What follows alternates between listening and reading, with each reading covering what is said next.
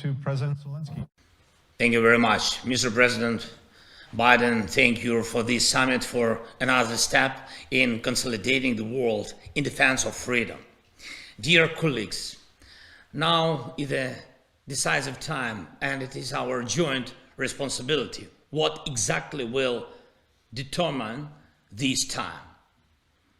Will we pass on to our children and grandchildren the values of freedom that we have ourselves, or will they have to fight for democracy from scratch? Modern generations of many democratic countries do not know from their life experience that freedom cannot be taken for granted. Most people can only learn about this from history textbooks, from the stories of wars of independence that took place generations ago and battles of freedom won by others. But the experience of the enemies of freedom is always fresh. They don't refer to textbooks. They know how to break democracy and destroy life. It is enough for them to have their slightest feeling that they can go unpunished, and then evil acts. This is where the threat to our values comes from. This is why democracy is in danger. Ukraine knows what it is to fight for democracy right now, and let our experience of preserving freedom during total war help protect the free world, each of your peoples. When you see Ukrainian cities burned by Russian aggression, and when you see brave Ukrainian soldiers that stop the movement of the aggression through our land, notice what you are actually seeing. This is deciding the fate of not only Ukraine, this is deciding the fate of everyone who is used to living freely. Russian propagandists and accomplices like that. Allegedly, the West is fighting against Russia on the territory of Ukraine.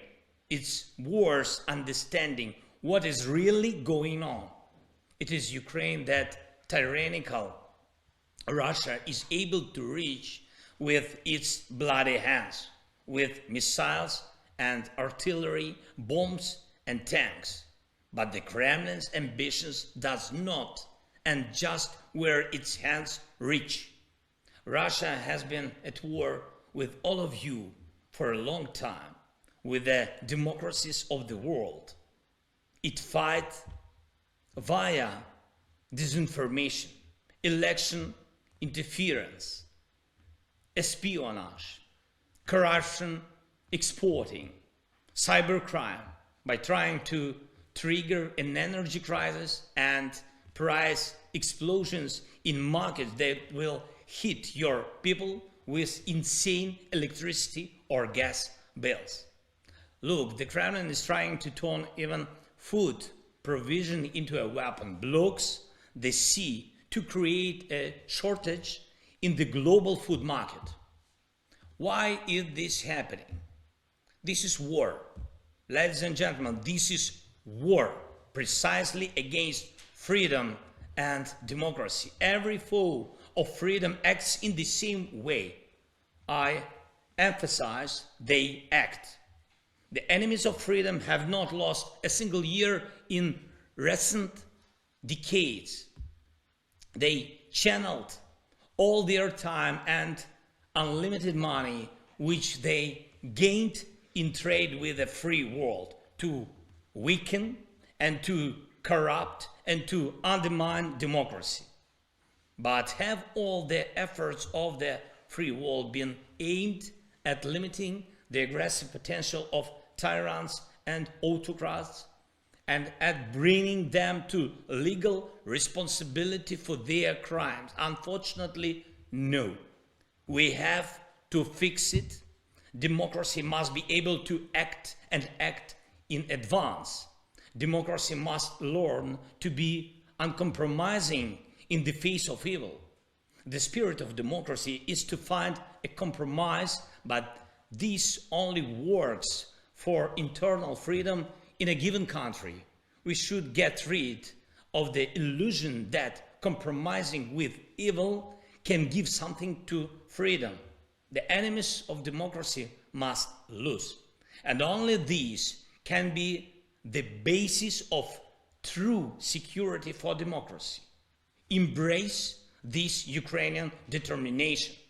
Ukrainian democracy maintains absolute internal unity even in the face of a total war against our people. To win is our national goal.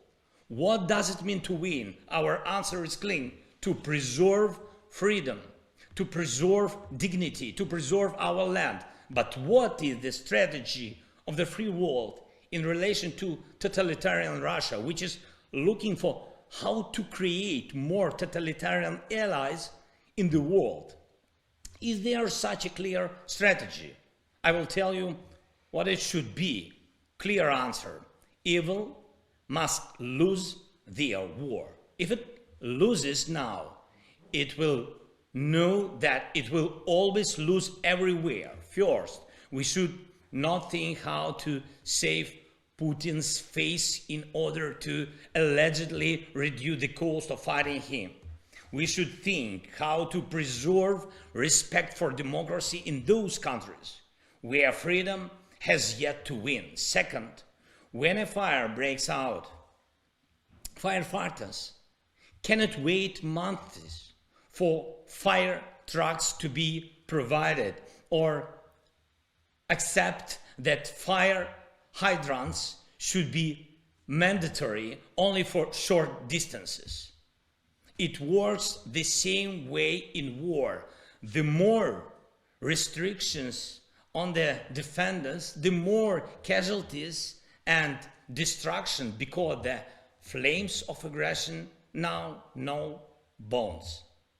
That is why the defense of democracy must have all the weapons that will reliably guarantee the defeat of the aggressor. Third, Russians must contribute to protection the world from their Kremlin, whose impunity they have tolerated. It is necessary to look for, freeze, and direct for recovery not only individual assets of the aggressor state and individual related parties, but all assets of Russia and Russian wealthy who have traded silence for increasing their wealth. They must have a motive to act in defense of freedom and to bring an end to this aggression and the Kremlin's terrorist rule. Dear colleagues, war makes things crystal clear. These days I visited our regions near the front line, and there you can see what aspects of leadership are needed now. When our fighters repel the assaults near Bakhmut, they cannot wait for weeks before firing an artillery shot in response to the enemy's actions. The fire must be immediate and neutralize the threat. All our decisions should be just as quick, but for some reason sanctions against Russia are much slower than Russia's aggression. Global pressure on Russia elite is weaker than its motive to accept the Kremlin. Support for Ukrainian soldiers in the trenches is less far-reaching than the weapons of the terrorists acting against us. And your own willingness to defend your democracies is less resolute than the intentions of those who want a world war against democracy. Democracy needs a victory now, this year, not some other time, not over time, now. And we are able to ensure this. Ukraine and everyone who helps. And I'm sure we will, but act, please, colleagues. Thank you very much for your attention. Thank you for your support, Mr. President, and to all colleagues. Glory to all who fight for freedom. Slava Ukraini! Thank you very much, President Zelenskyy.